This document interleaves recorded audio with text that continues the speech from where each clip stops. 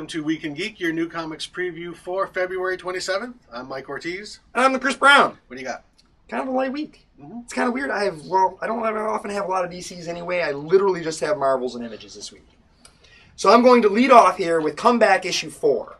This is sort of nearing our conclusion. We've only got 5 issues. This was the one I was comparing in the previous issues to Looper. Yep. It's quite a bit different than that, however. As you really get into your story, there's some interesting things. They're kind of discussing their own idea of how time travel works. I kind of like in this issue, there's something where there is something going on in the past and the present at the same time. People in the present know what happened in the past, but because it's happening the way it's happening, it's screwing everything up, and they realize it's happening in the present. It's very, very interesting and weird, and I actually had to read that little moment twice to try and figure out, like, what are they doing here? All right, I'm just going to go with their logic and work with it. I liked it. I think this is a good book, and I'm going to be sad to see that one end. Next up, I've got issue number 3 of Legend of Luther Strode. This is a book I really like. It's an even more violent kind of, almost similar to Invincible. I keep kind of comparing it to Invincible a little bit. It's a kid who gets powers, but man, it is violent, and it's really cartoony. And looks kind of fun, but he's like ripping dudes' arms off, and I mean, it's nuts. And now he's fighting, another guy with similar powers to himself, which that's about the only guy who can take him down. I like it. It's a good book. It's really out there. Now, the writer of that book is the new writer of Green Lantern New Guardians. Oh, interesting. Yeah, so I'm very curious to see how that's going to play. That should be kind of weird. Yeah. I wonder if Kyle Rayner's going to start yanking people's arms off. Maybe. Then I'm looking at Avengers Arena number 5. I like this book. It's young Avengers killing each other. I don't much, know one way or the other about a lot of these characters. I really only know X-23 and Darkhawk. That's why they're killing them off. Well, probably. It's like, whatever, get rid of them. Get them out of here. Okay, they've been decent stories. I've been enjoying it. It's this guy, Dennis Hopeless, who seems to have come out of kind of nowhere. You got a Dennis Hopeless book in your stack as well, I believe, this week. So, he's kind of come out of nowhere. He's writing a bunch of stuff. This is one I'm kind of enjoying. Then I've got Hawkeye number 8. This is, I believe, David Aja's back on the art. He was not on the art, last issue? Yeah. It still looked good. It was great. But his stuff is just phenomenal. I really like this book. I like how it's kind of little one-shots, or at least 2 shots. Maybe you'll get a story the last 2 issues that has been the most so far. Last issue kind of handled the whole hurricane thing out on the East Coast, and it was a really neat, cool issue. This has been a hot book. It's been a really, really fun book. I dig it. I think Matt Fraction's doing a great job with the writing. I don't always love what he does, but I'm really liking this. This book has kind of been his redemption for a lot of people. Yes. It also feels very similar to Iron Fist, and where Ed Brubaker kept saying, Fraction was doing all the heavy lifting. It wasn't actually me. Well, I didn't believe that for a long time because I didn't really think that Matt Fraction could lift that much weight. He certainly wasn't showing it to me. Yeah. And then this book's been pretty solid. I really like it. Then we've got Uncanny X-Men number 2. I didn't read Uncanny X-Men number 1 yet. It just came out, last week or 2 weeks ago? A couple weeks, yeah. So I'm an issue behind. I really want to give this one a shot. This is, who's writing this one? This is Bendis. Yeah, Bendis just basically went from all the Avengers to all the X-Men. Just did a flop. I'm not a Bendis hater, as so many are. I tend to kind of like what Bendis does. I think he's a good storyteller. I do wish he would speed it up rather than taking so long the way he does. But I like his stuff. Well, that's why they put one out every other week. There you go. That's probably true. That's probably true. It takes him twice as long to tell a story, but they double ship his book, so you get the same amount for twice the money. How kind of them. Yes. So what are you looking at? Well, I'm going to start off here with Uncanny Avengers number 4. This is the opposite of a Bendis book. Well, those are on like issue 20 or 30, and this is the 4th issue.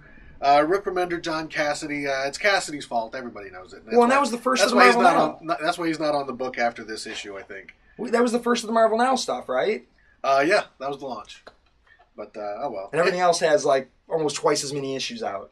It has been a pretty good book, though. I mean, This is the joint Avengers X-Men team. The Red Skull has got the brain of Professor X, and now he's got mind control. It looks like he's mind controlling Thor to beat up the rest of the Avengers. We've got a good subplot with the Scarlet Witch and Rogue running around. And, let's just say there's some interesting stuff on the very last page of this book. Oh my goodness, look at that. Look who's back. Ooh, interesting. So, yeah, this has been some good stuff. Rick Remender is now kind of on the big leagues. It really is the 90s all over again. It is. So, but this has been a good, solid book so far, even if it hasn't been coming out very often. You were talking about Matt Fraction just a second ago. This is kind of the other end of Matt Fraction, the weird, wacky Matt Fraction on FF. Johnny Storm, a one-eyed, white-haired Johnny Storm from the future, has shown up and said that at some point in the future when the FF is lost out in space, Doctor Doom and Kang and who else was it? Some other villain sort of combine into one super villain and wipe out the Fantastic Four. So now the FF is going to have to destroy Doctor Doom to prevent the death of the Fantastic Four. This is just some weird stuff. This is not directly connected to the other book. The art's great. Great artwork, but it's got that tone that you always get with a Mike Allred artwork. Okay. It's a little wacky, a little throwbacky, a little silly, but also just kind of broadly cosmic too, which is sort of strange. But it's a fun book. It's definitely got a very different vibe than a lot of the other Marvel Now books. Next up is Unwritten. I'm less far behind on Unwritten than I was last time, but I still am not caught up. So I don't really quite know what's going on in this issue. Tommy Tomorrow is running around we thought it was the afterlife. It's now maybe something kind of more just back in the fictional world. That is maybe just lost in Dante's Paradise Lost? Damaged, yes. And all of the fictional worlds are kind of a little messed up because of some stuff that's been going on. And this is continuing the story. This is a part 2, so apparently the last issue was a new storyline, but I'm not there yet, so I still don't know what's going on. Red Lanterns, now they join the Wrath of the First Lantern storyline. I really liked the first 3 issues. Did you? Okay. Were they cohesive? Well, it was the First Lantern basically pops up and individually in all of the storylines kind of starts looking at everyone's life and timeline and changing things and triggering emotional reactions out of them and feeding off of them. So he looked at Kyle Rayner and what would have happened if Kyle Rayner had turned down the ring and tried to lead a normal life. What if Guy Gardner had kind of inadvertently caused the death of one of his siblings? It's kind of an interesting storyline. I don't quite know where it's going. He's building energy because he wants to rewrite history. I guess he's got reality-altering powers. This doesn't seem to actually have the First Lantern in it, but when we left off, the Red Lanterns were launching an assault using the Manhunters on Oa, and it looks like here they actually have their assault going.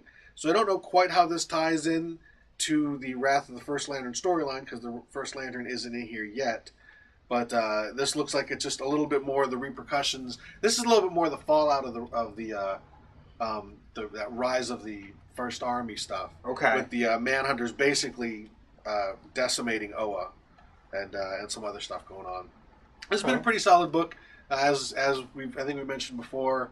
At the end of this Wrath of the First Lantern storyline, all of the Green Lantern books are getting new creative teams, getting a new reboot, basically. So we'll see what happens. Next up, this is my Dennis Hopeless book. This is The Answer by Mike Norton and Dennis Hopeless. First issue of this was a lot of fun. Was it? Okay. Really kind of interesting. The lead character is a librarian who's too smart for her own good, and she always can kind of figure things out and figure people out a little too easily. She's given this puzzle box, which leads her on an adventure as she's unlocking all of these puzzles on the internet. Some guys show up to kill her, and this superhero, The Answer, shows up to save her. Okay. And she, like, for the first time in her life, she has absolutely no idea what's really going on. So it's really kind of a clever book. Last issue was all set up. Now we're kind of getting into the meat of the story. We don't know who this character is, The Answer. We know nothing about him. He's just kind of the local superhero. But it's been a lot of fun. It's pretty well written, and Mike Norton. Mike Norton does cool stuff. Norton's a great artist, so that was the main reason of picking it up. But the story was actually pretty solid too. Speaking of Mike Norton does the backgrounds on this book. It's Young Avengers #2. The first issue was actually a very, very different feel from the Alan Heinberg Young Avengers.